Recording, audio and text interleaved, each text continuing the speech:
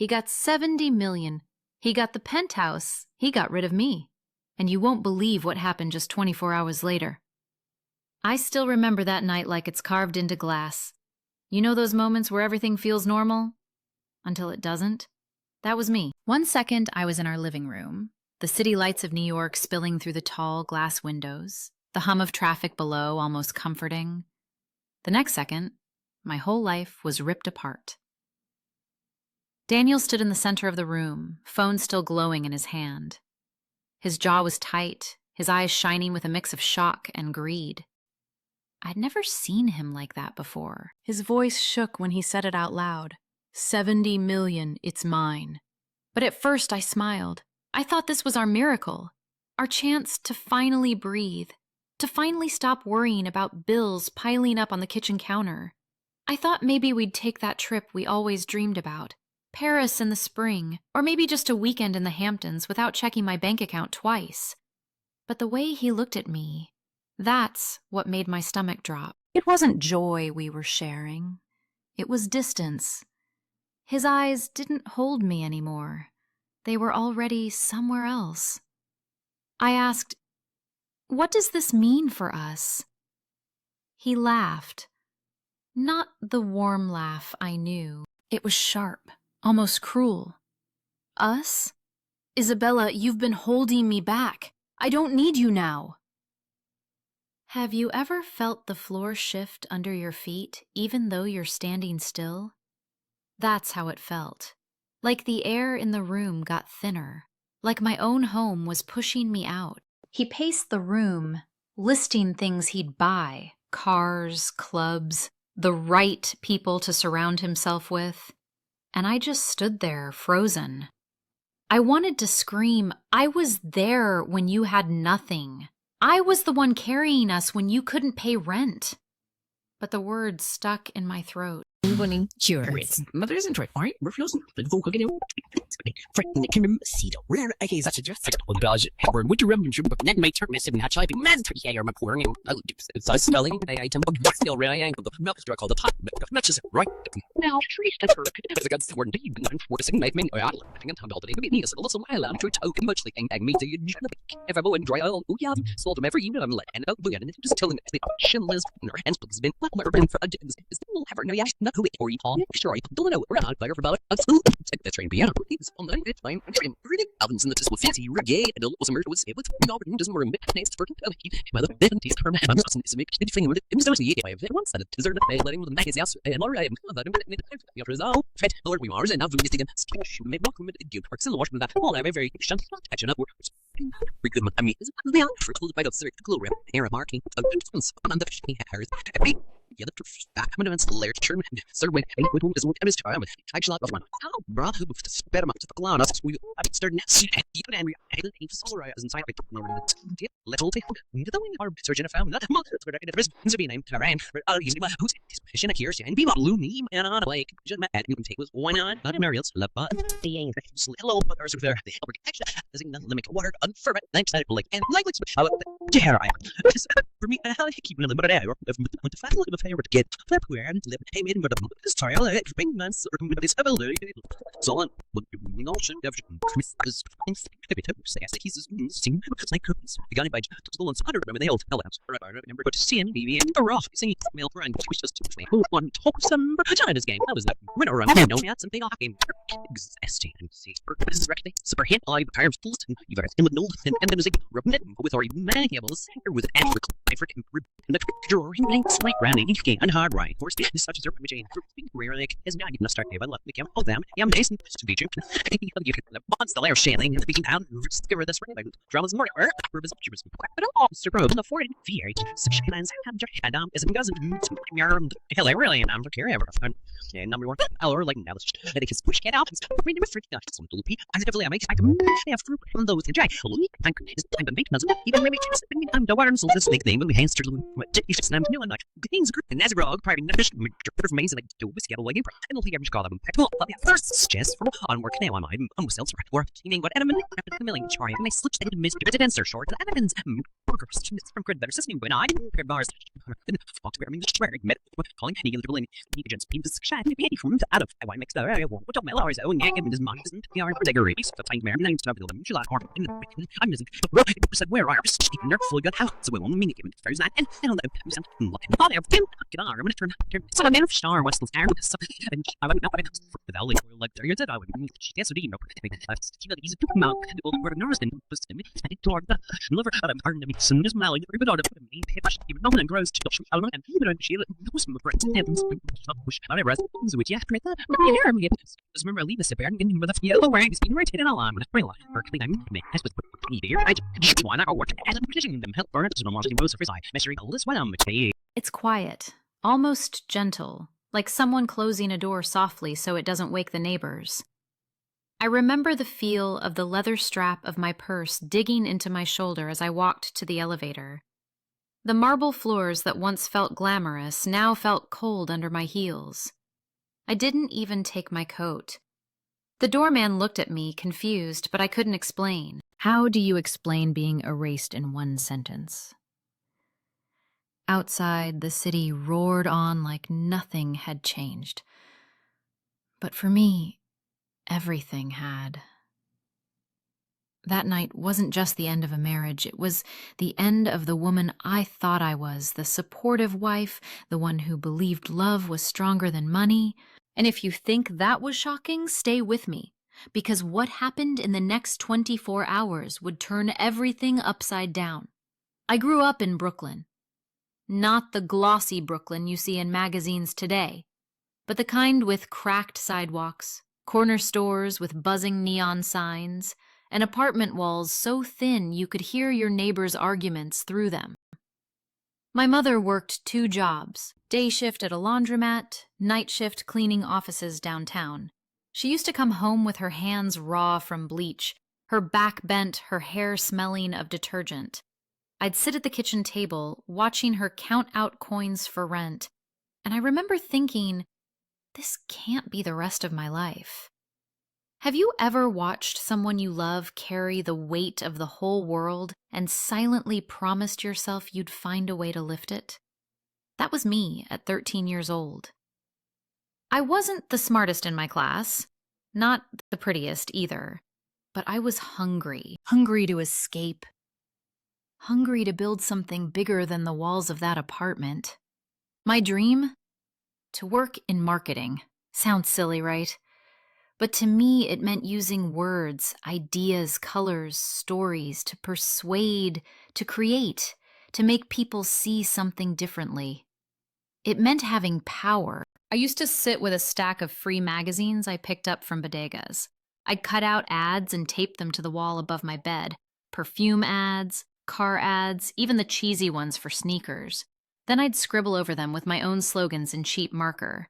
Sometimes I'd read them out loud like I was pitching to an invisible boardroom. It was my secret little rehearsal space. My brother Marco laughed at me once.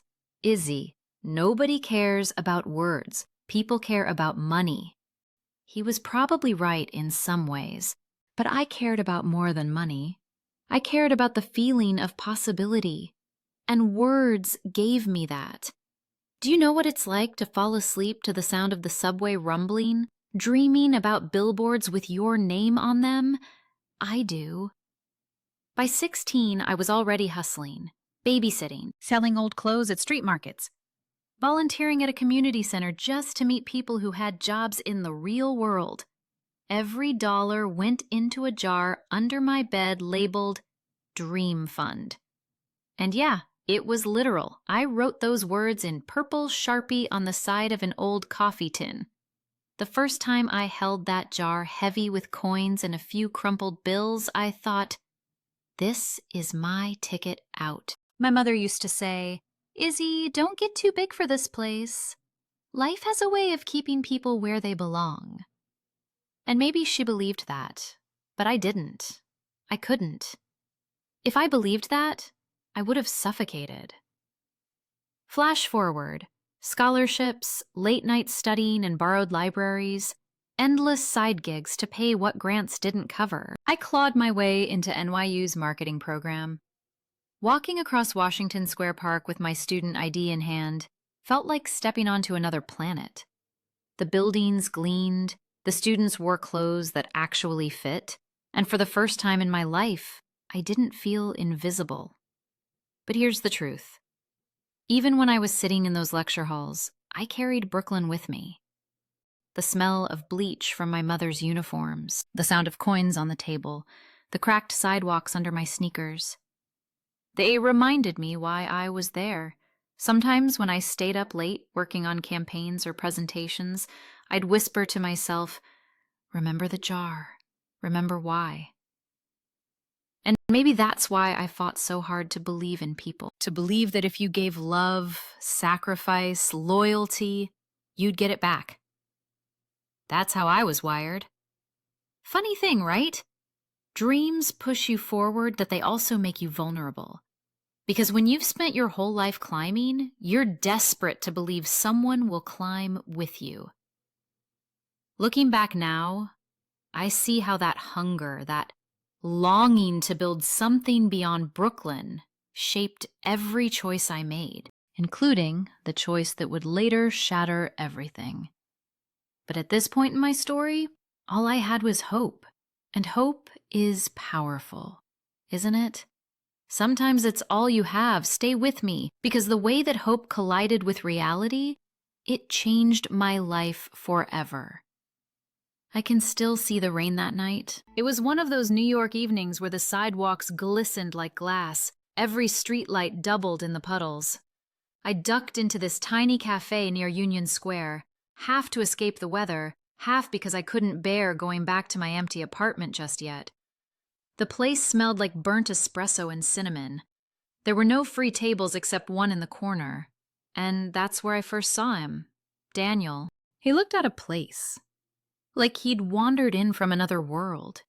His clothes weren't expensive, not even neat, really. Faded jeans, jacket fraying at the cuffs.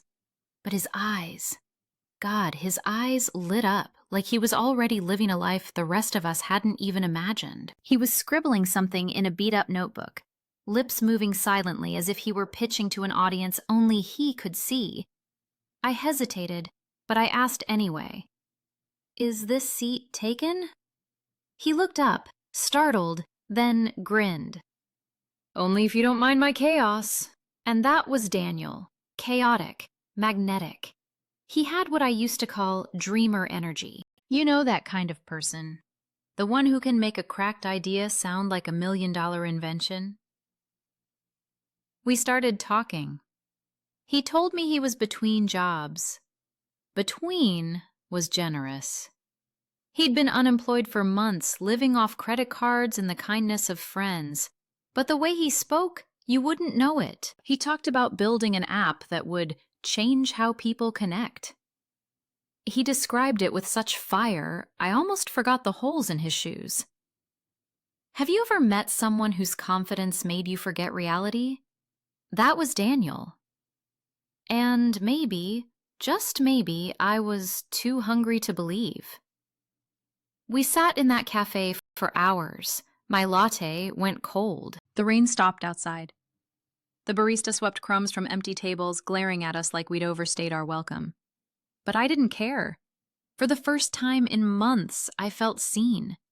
Daniel asked about my life, about Brooklyn, about the jar under my bed labeled Dream Fund. When I told him about it, instead of laughing, he leaned in and said, "You know, you've already made it further than most. You don't just dream, you grind. That's rare."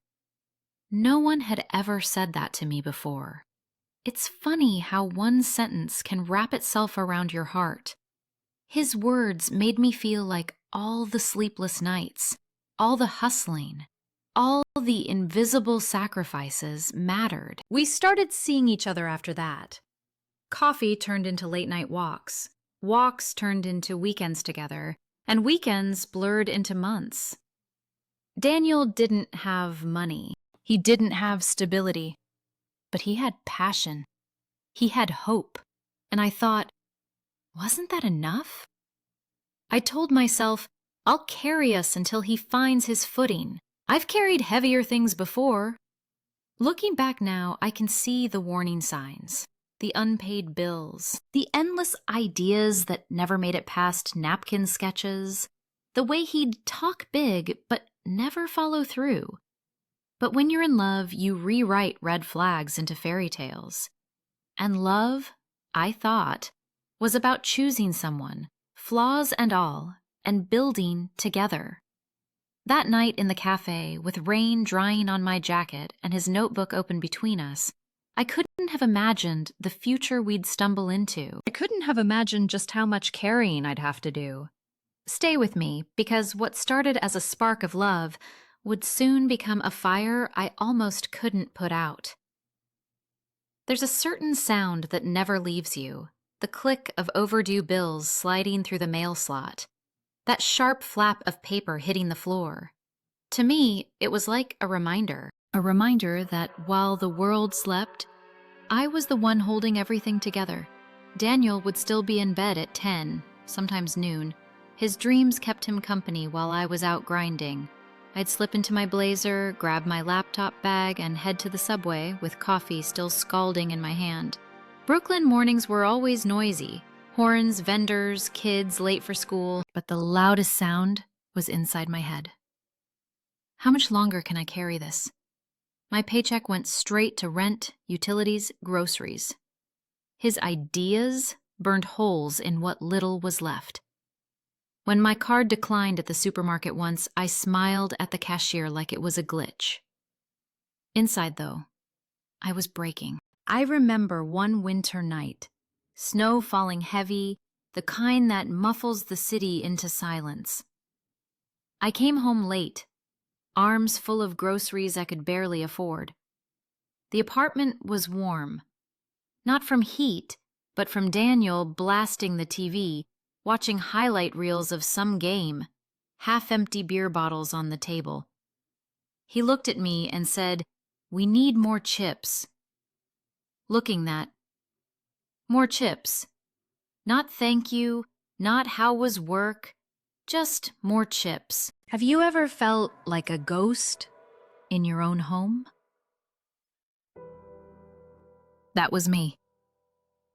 I told myself it was temporary, that once his big idea took off, things would be different. But ideas don't pay Con Ed. Ideas don't stop eviction notices. And every time I covered another bounced check, another excuse, I felt the ground beneath me thin. Sometimes I'd escape to the bathroom just to breathe, lock the door, sit on the edge of the tub with my hands in my hair, whispering, "You're stronger than this. You can hold on." But deep down, I knew. Strength isn't about carrying everything. Strength is about knowing when you're being crushed. And still, I carried him. I covered the rent when he promised investors would come through. I paid off his credit card debt with my savings. My mother called one night and said, "Mija, you can't carry two people's weight forever." I laughed it off, told her Daniel just needed time, but in my chest her words sat like stones, because she was right. Every subway ride became a battlefield in my head. On one side, loyalty. On the other, resentment. And the heaviest part wasn't the bills or the hours. It was pretending I was okay with it. Pretending this was love.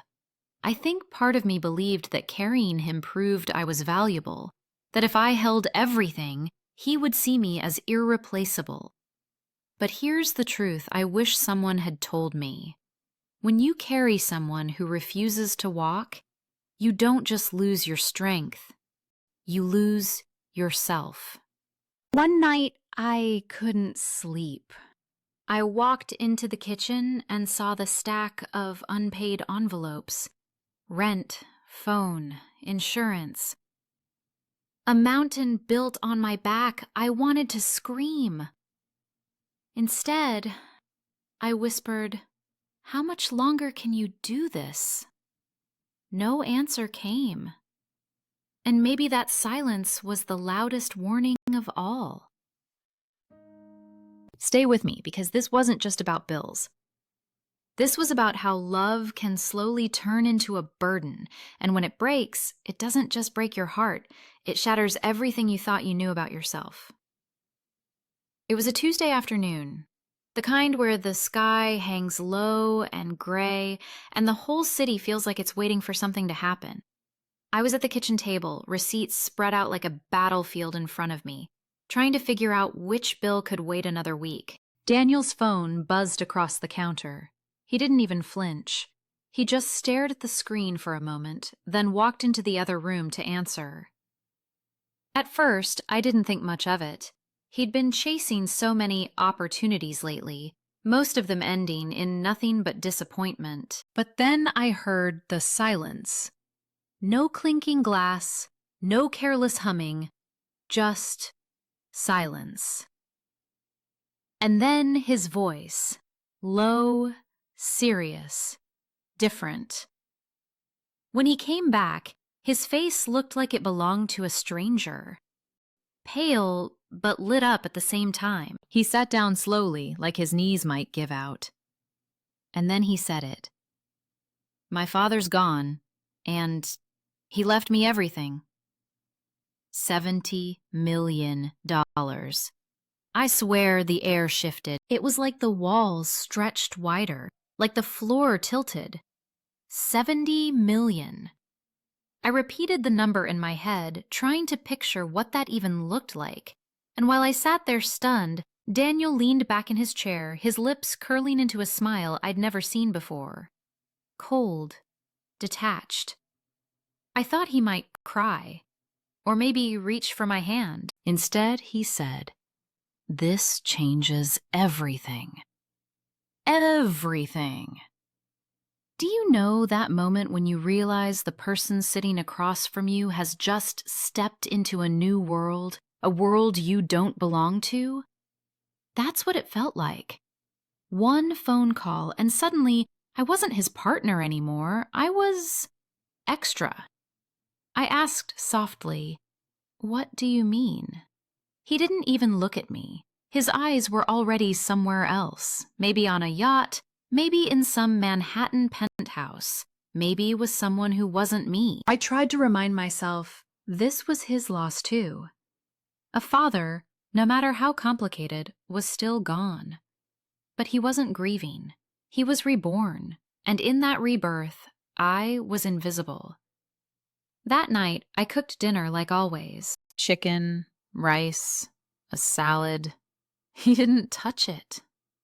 He ordered takeout from a place that had truffle in its name.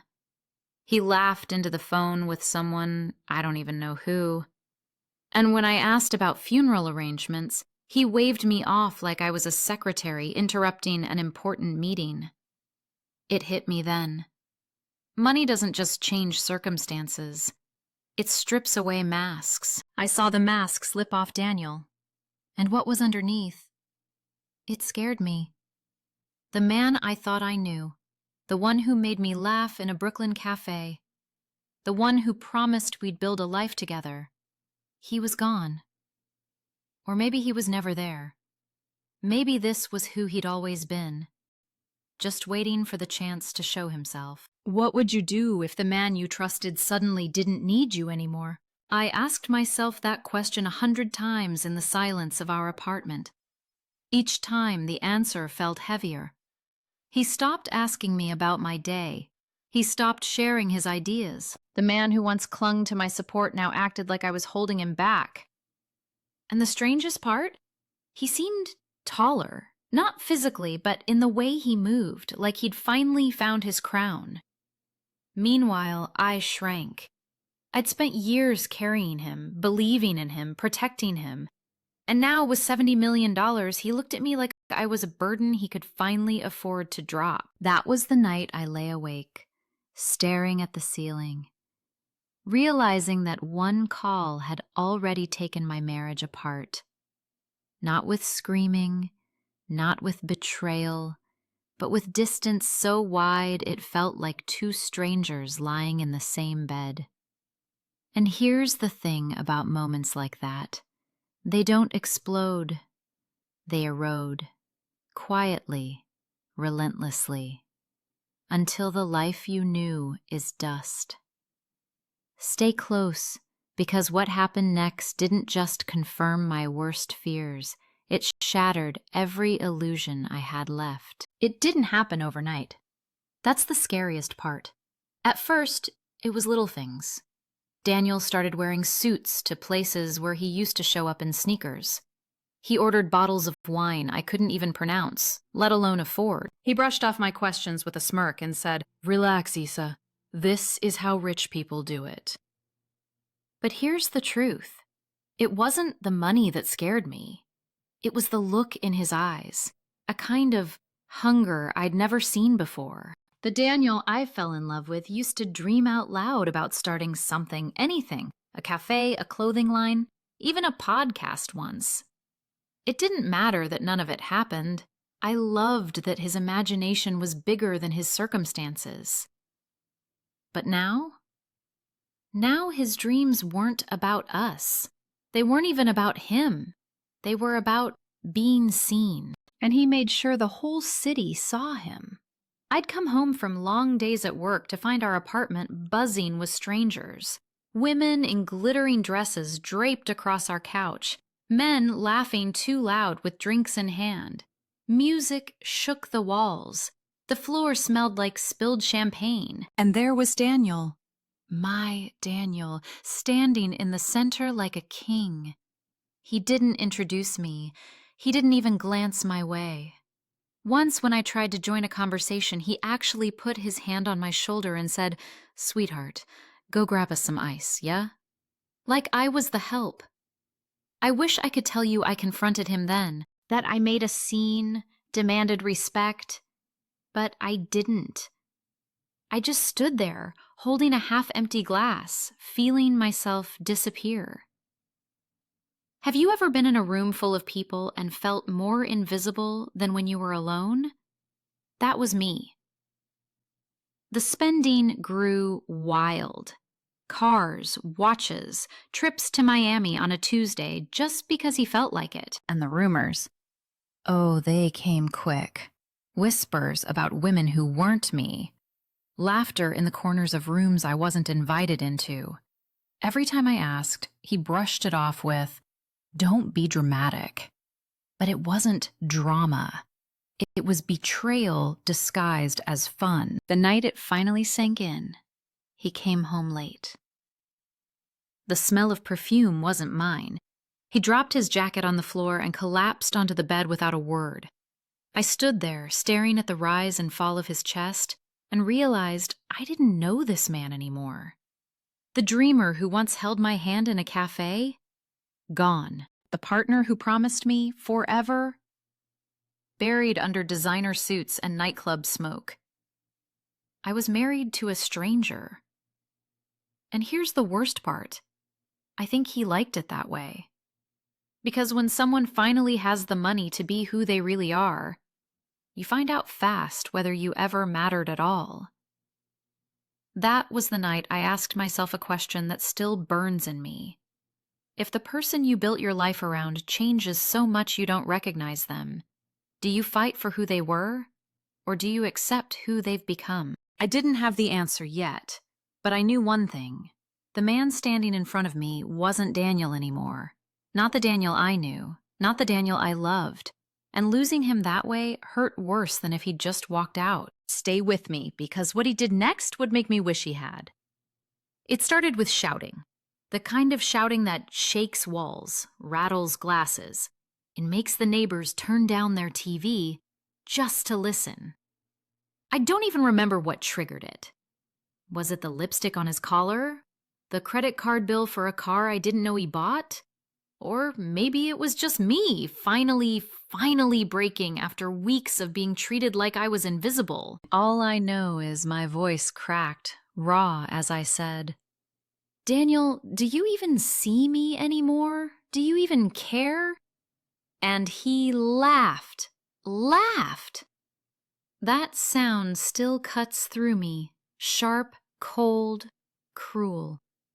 He leaned against the marble kitchen counter, swirling whiskey in a glass like we were in some kind of movie. His eyes didn't carry a trace of the boy I once met in a coffee shop. No softness, no warmth, just boredom. "You're holding me back, Isa," he said. Those 5 words knocked the breath out of me. Holding him back? The man I worked 2 jobs to support? The man whose rent I paid, whose meals I cooked, whose dreams I carried like they were my own? I snapped. I reminded him of every bill I covered, every sleepless night I spent working while he searched for opportunities. I reminded him who built the life he was now so eager to erase me from. But instead of guilt, I saw annoyance. He set the glass down, hard, and for the first time in our marriage, his voice wasn't just dismissive, it was final. "Get out."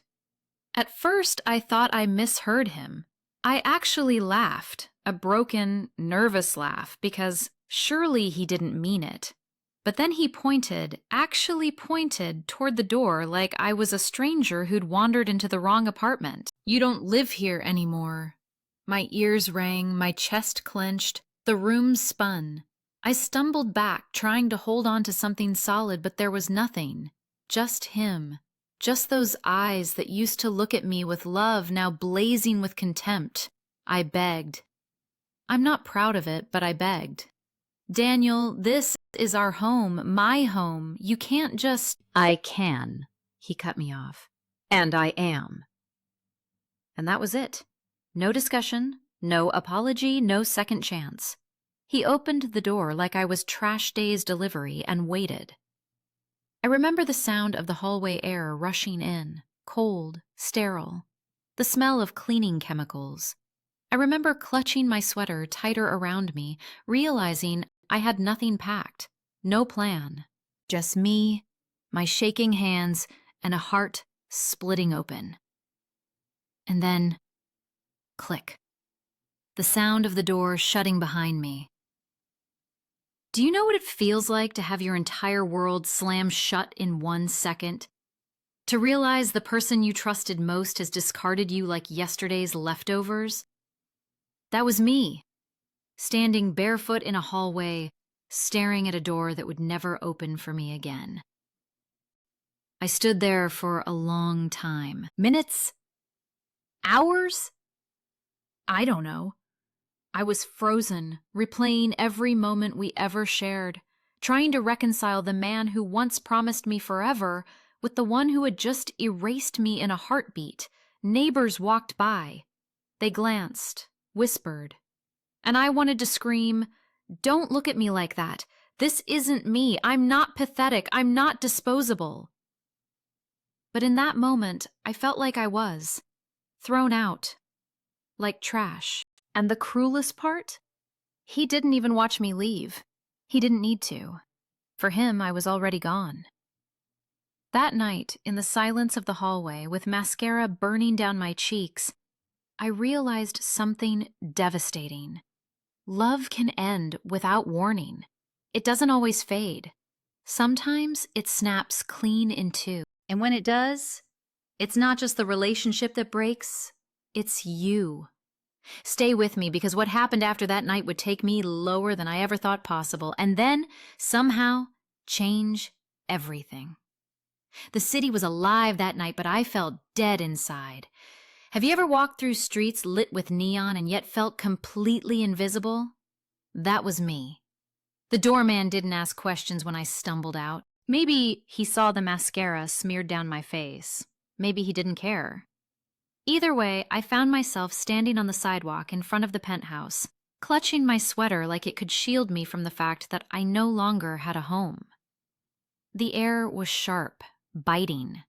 Every cab that whizzed by splashed dirty water onto my shoes. My phone buzzed once, just a reminder about a bill I had scheduled.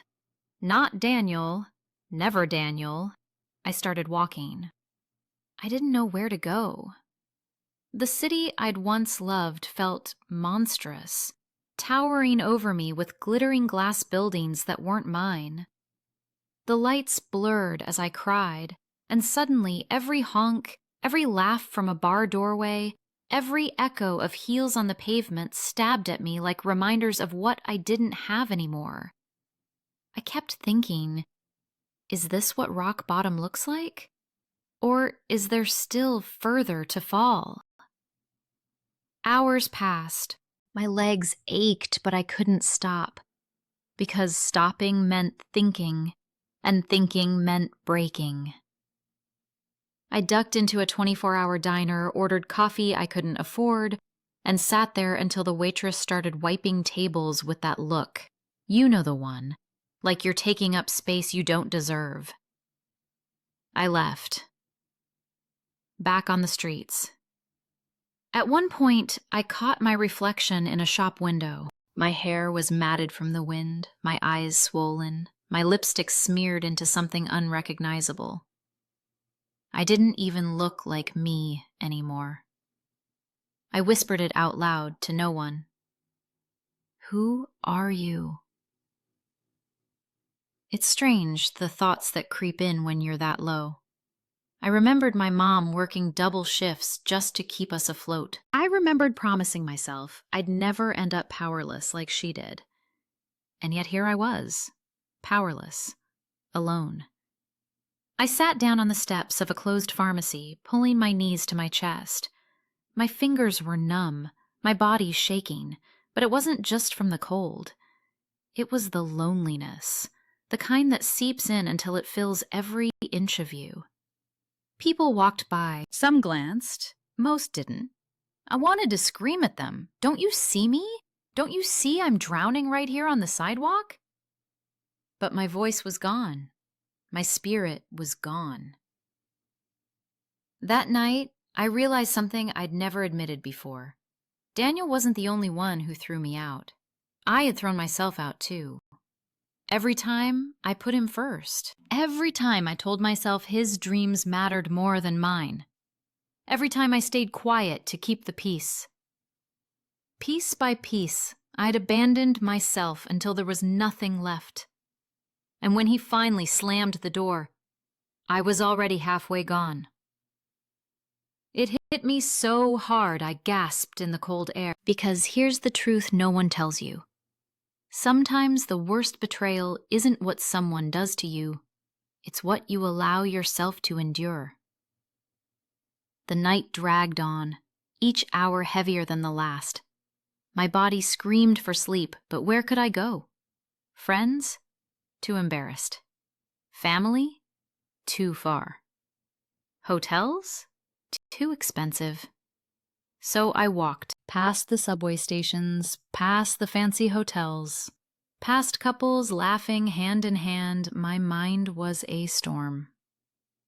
At one point, I stopped under a streetlight and looked up. Snow was starting to fall. Tiny flakes caught in my hair, melted on my cheeks, mixed with my tears. For the first time all night, I let myself feel it fully. The grief, the rage, the disbelief. I whispered into the empty air, "You broke me." And then I laughed, a hollow, cracked laugh, because maybe, just maybe, I wasn't broken yet. Maybe I was just cracked open, but I didn't know that then. That night, all I knew was pain. All I knew was the sound of my own footsteps echoing in a city that no longer felt like home. And then, when I thought I couldn't sink any lower, my phone lit up with an unknown number.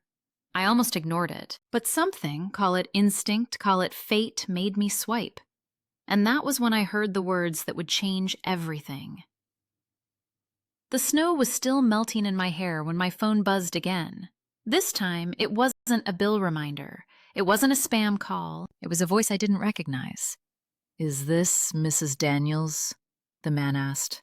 Calm, measured, like someone who never raised his voice. I hesitated. My throat was raw from crying.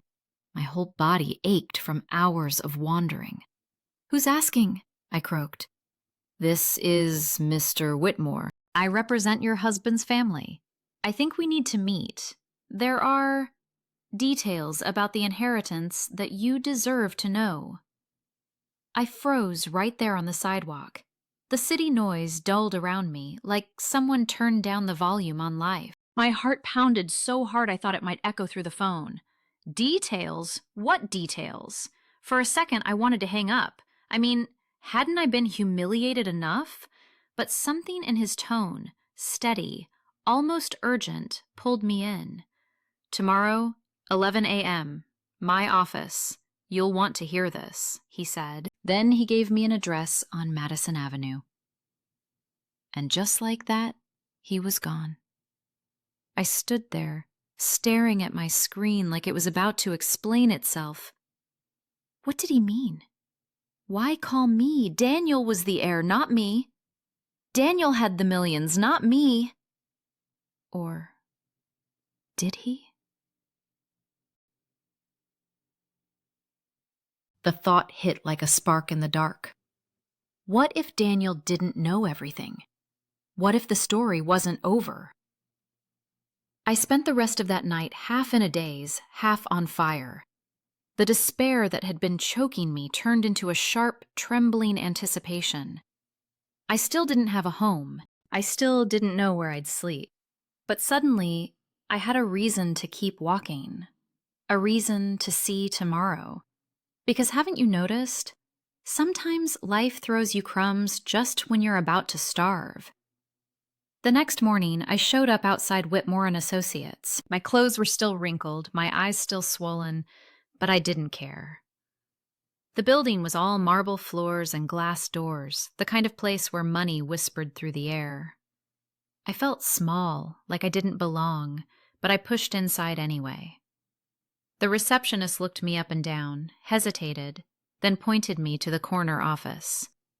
I walked in, and there he was, gray suit, silver hair, glasses perched on his nose, the kind of man who had seen everything and was impossible to rattle. "Mrs. Daniels," he said, standing to shake my hand. "Please, sit."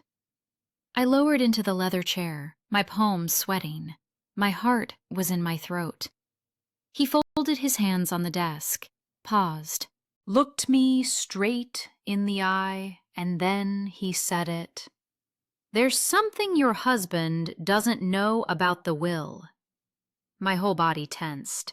The air between us crackled. For a moment, I forgot to breathe. That's when I heard the words that changed everything. He leaned back in his chair, steepling his fingers like he was about to hand me the key to a locked room. My pulse drummed in my ears. "Mrs. Daniels," he began slowly, "your husband believes he inherited $70 million outright. That isn't exactly true." My stomach dropped. I gripped the arms of the leather chair just to stay grounded. He slid a folder across the desk, the paper crisp, official, stamped with seals. "The will included conditions, one in particular that your husband seems to have overlooked." I flipped the folder open with shaky hands. The words blurred at first, legal jargon swirling in front of my eyes. Then one sentence burned through the haze. "Funds are to remain under the beneficiary's control only if the marriage remains legally intact for no less than 5 years from the date of inheritance." I reread it. Once, twice, my heart pounded harder each time. Daniel had pushed me out. He had thrown away the marriage. He had destroyed his one lifeline without even realizing it. The lawyer's voice cut through the silence, calm, unshaken. "Your husband filed separation papers. He made it clear to the court, and, by doing so, he invalidated his own claim, which means—" He paused for weight. "The majority of the estate defaults to you. 80% to be precise." 80%. I sat back, breathless. My mind spun between disbelief and a fierce, electric satisfaction. Just hours before, I was nothing. A discarded wife on a cold street. And now? Now the scales had shifted. I whispered it out loud, almost afraid to believe. "So, the money is mine?" He gave the smallest nod. Yes, legally it is yours. It was like fire ignited in my chest. My despair, my humiliation, it twisted into something else. Not joy, not yet, but power. Power I hadn't tasted in years. Because think about it, the man who thought he was untouchable had just undone himself, and the woman he tried to erase was suddenly holding the cards. I laughed. Quiet at first, then bitter, then stronger. He has no idea, does he?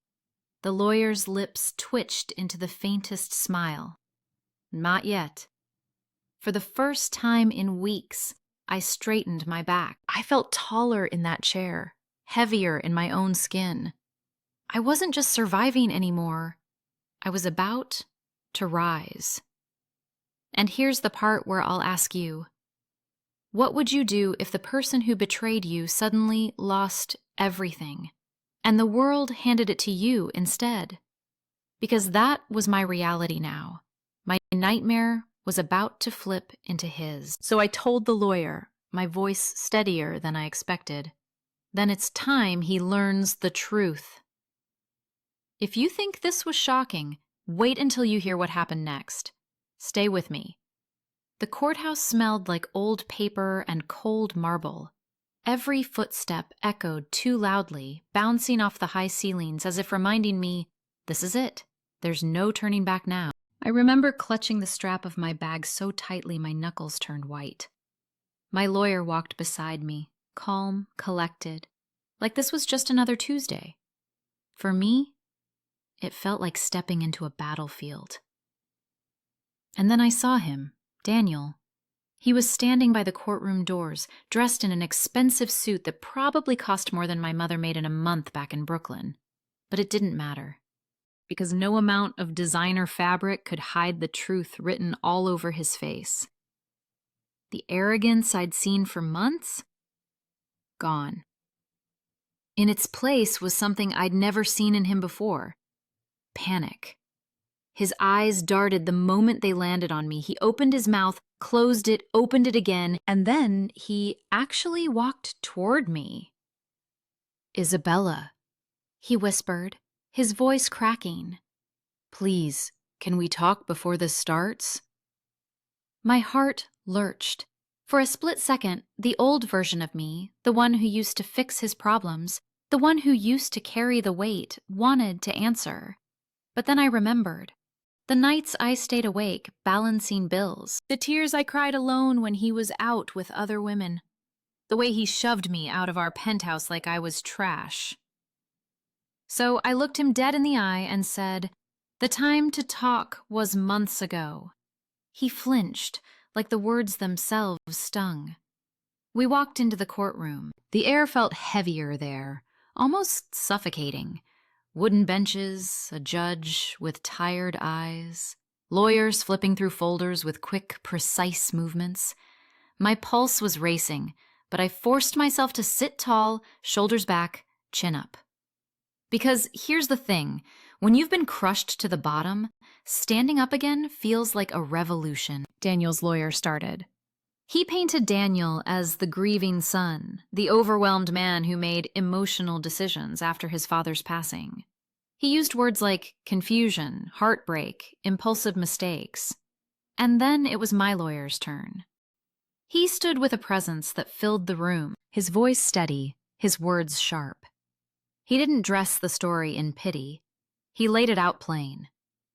Mr. Daniels inherited $70 million under specific conditions. He violated those conditions when he separated from his wife. The will is clear. The estate defaults to Mrs. Daniels. And Ikund and weight ever remembers the skin.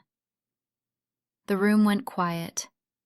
Daniel shifted uncomfortably in his seat. I watched a bead of sweat trickle down his temple. He looked smaller somehow, hunched, as if the weight of his own choices had finally landed on his shoulders. And then he did something I never expected. He turned to me. In front of the judge, the lawyers, the court reporter, he begged. Isabella, he said, his voice breaking. I made a mistake. I don't care about the money. I just want you back. Please, you know me. You know I was lost. Don't do this to me. My chest tightened, because part of me still remembered that boy I met in the coffee shop, the one with hopeful eyes and wild dreams. But that boy was long gone. What stood in front of me now was a man who had burned every bridge between us and thought he could rebuild with words when it was too late. And I'll tell you the truth, I almost laughed. Not because it was funny, but because it was so tragically ironic. The same man who threw me out like garbage was now begging me not to leave him in the mess he'd created. The judge cleared his throat. Miss Daniels, he said firmly, this is not the place for personal appeals. The law is the law, and the law is clear. In that moment, I realized something important. Court wasn't just about money. It was about dignity. It was about finally standing in a room where the truth couldn't be twisted, where his charm couldn't erase what he'd done. And let me ask you, have you ever faced the person who hurt you most and felt the power shift in your bones? That's what this moment was for me. I took a breath, steady and strong, and said the only thing that felt right. Your Honor, I'm not here to fight. I'm here to stand on what's already mine. The judge nodded. My lawyer nodded. The silence that followed was heavy, but this time it wasn't crushing me. It was surrounding Daniel. And that was just the beginning. The courtroom was silent. That heavy kind of silence where you can hear someone's breath across the room. Papers rustled, a pen clicked. My heartbeat felt louder than both. The judge adjusted his glasses, eyes scanning the documents one last time. And I swear every second stretched into hours. My palms were sweating against the wooden bench. My lawyer leaned close, whispering, "Stay calm, it's almost over." But calm? How could I be calm when my whole life, every sleepless night, every sacrifice, every humiliation was about to be weighed on the scales of justice? Daniel sat across the aisle, his suit still crisp, but his face pale. His jaw clenched so hard a vein pulsed at his temple. He looked like a man watching his empire crumble brick by brick, and there was nothing he could do to stop it.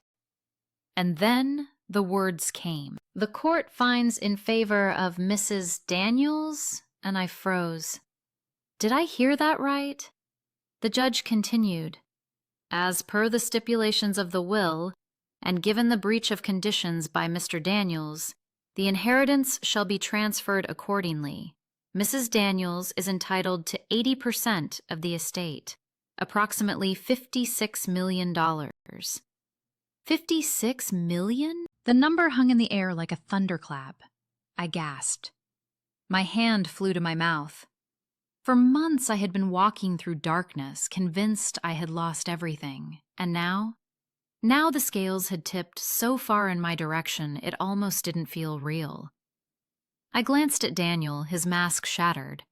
His eyes went wide, his lips parted, but no sound came out. He looked smaller than I'd ever seen him, smaller than the man who once threw me out of our penthouse like garbage, smaller than the boy I once fell for in a cafe. Just a shadow. And let me ask you, have you ever seen karma arrive right on time? That's what it felt like. Because this wasn't about money. Not really. This was about justice. About watching the truth surface after being buried under his lies and arrogance. The courtroom buzzed with murmurs. I could hear snippets. She won. 56 million. My lawyer squeezed my shoulder, a subtle but steady anchor to keep me from floating away. And Daniel? He broke. He slammed his hands against the table, his voice cracking. This isn't fair. That money was mine. My father wanted me to have it. The judge's gavel came down hard. "Order in the court!" But I just sat there, calm, unshaken, because deep down I knew, no, his father didn't want him to have it. His father wanted him to earn it, to keep the family, to protect the marriage. And Daniel had destroyed all of that with his own hands. When the session ended, reporters swarmed outside. Cameras flashed, microphones shoved toward me. "Isabella, how do you feel? What will you do with the money?" And for once, I didn't freeze. I didn't stammer. I stood tall, let the sun hit my face, and said, "Justice was served today, and that's enough for me." But between you and me, it wasn't just enough. It was everything. Because I walked into that courthouse as the woman he tried to break, and I walked out as the woman who could never be broken again. The irony? Daniel didn't just lose the money, he lost me. He lost the life we built. He lost every ounce of control he thought he had. And me?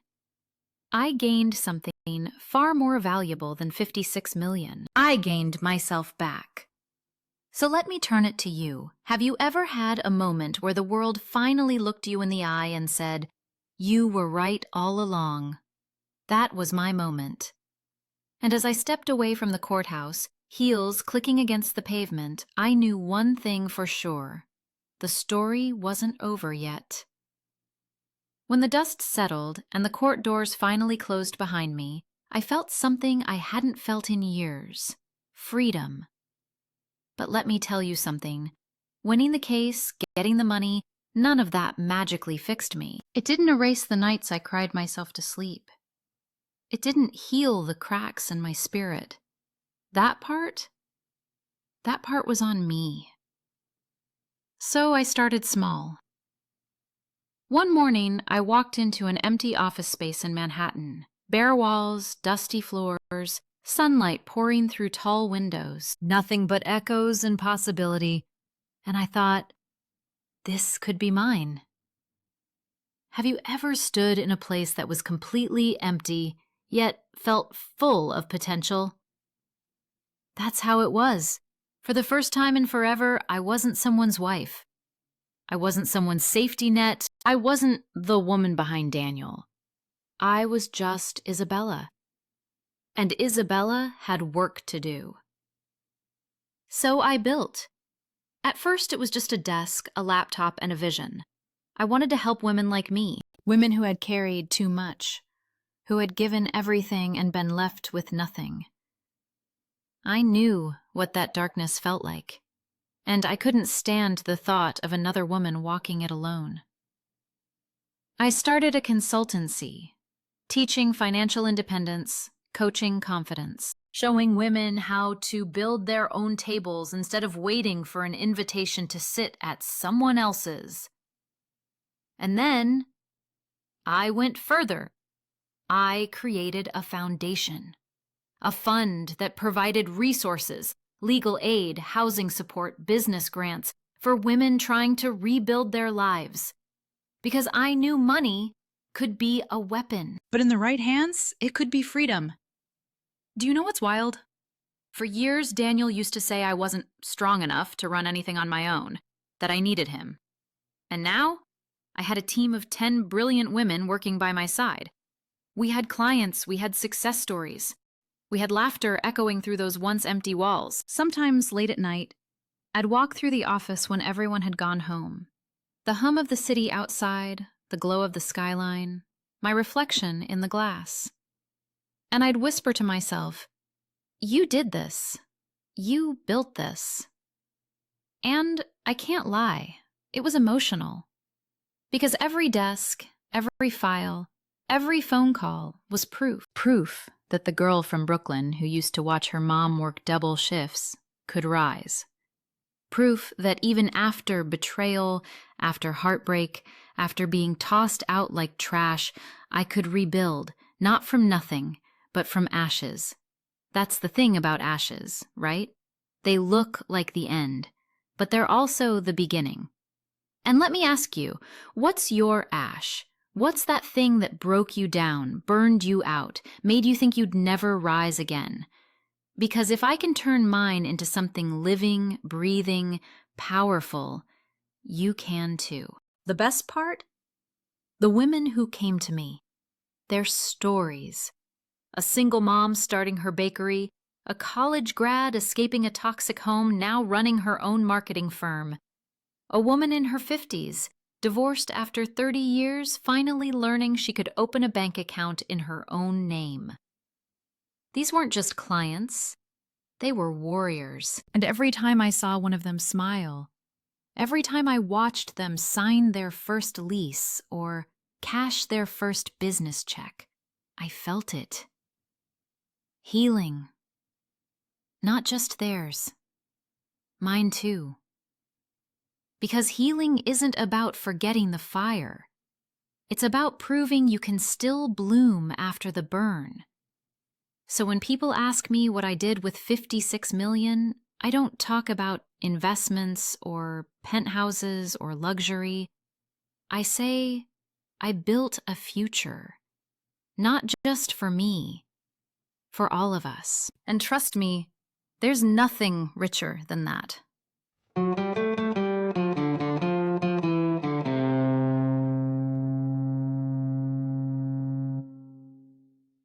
It was late. The city outside was alive in its usual way, horns, sirens, footsteps on the sidewalk. But inside my apartment, it was quiet. I had just finished a long day at the office. My team had left hours ago, and I was curled up on the couch, a cup of chamomile tea cooling in my hands. And then, 3 knocks, sharp, hesitant, almost desperate. You know that feeling when your stomach drops before your brain even catches up?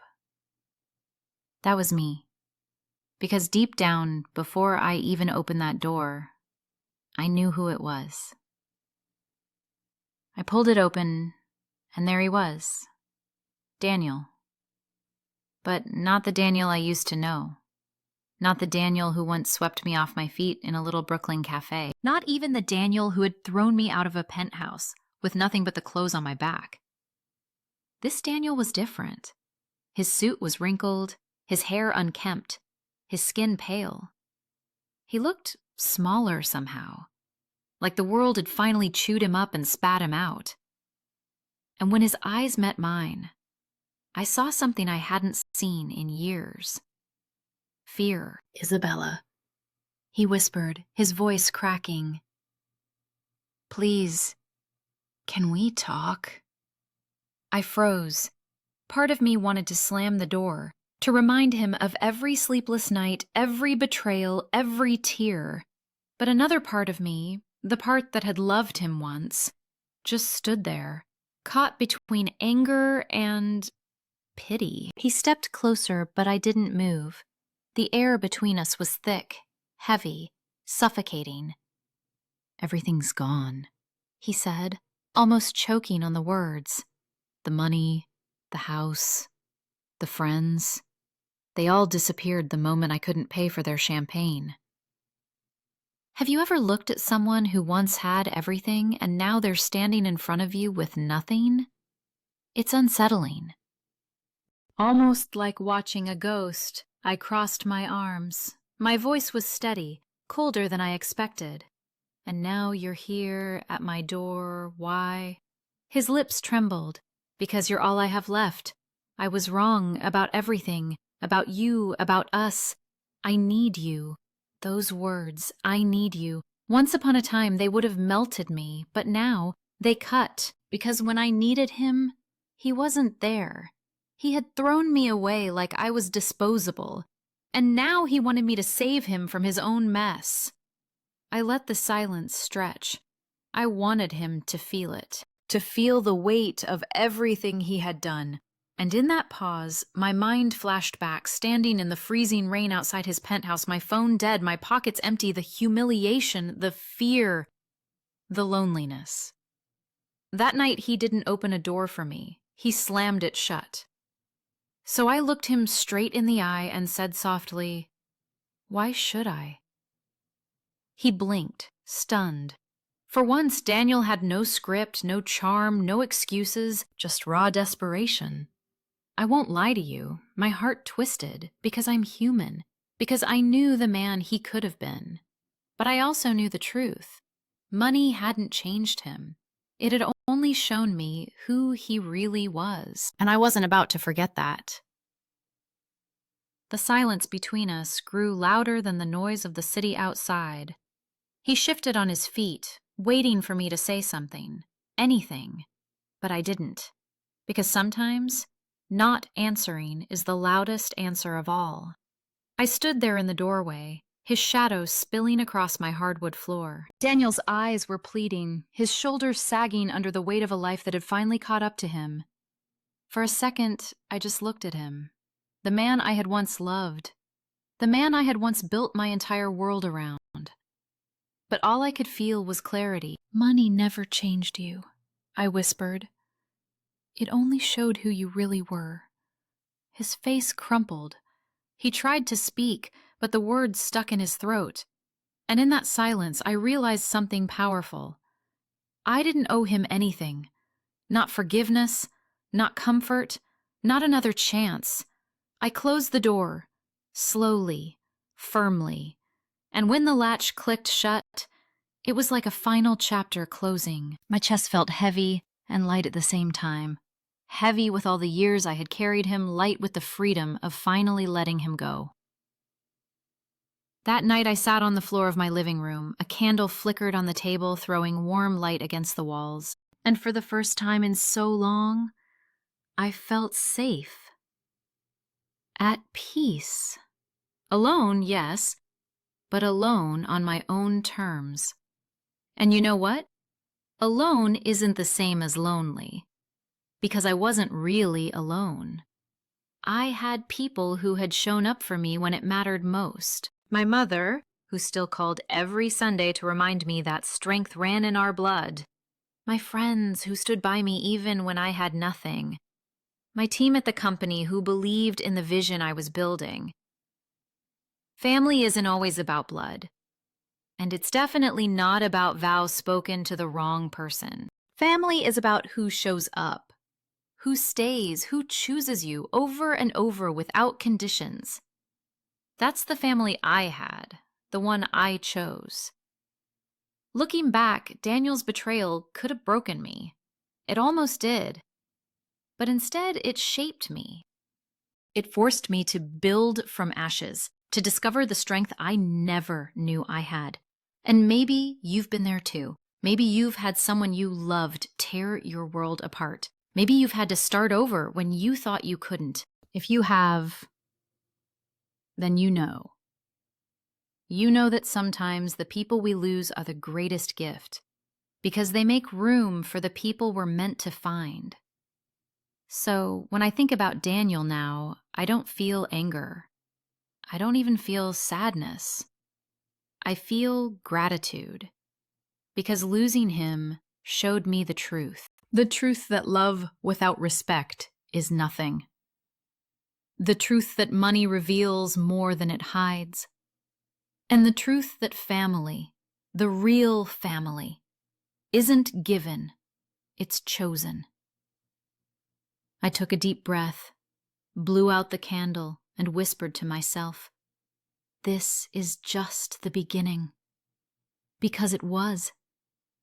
Not the end of my story, just the start of a new one.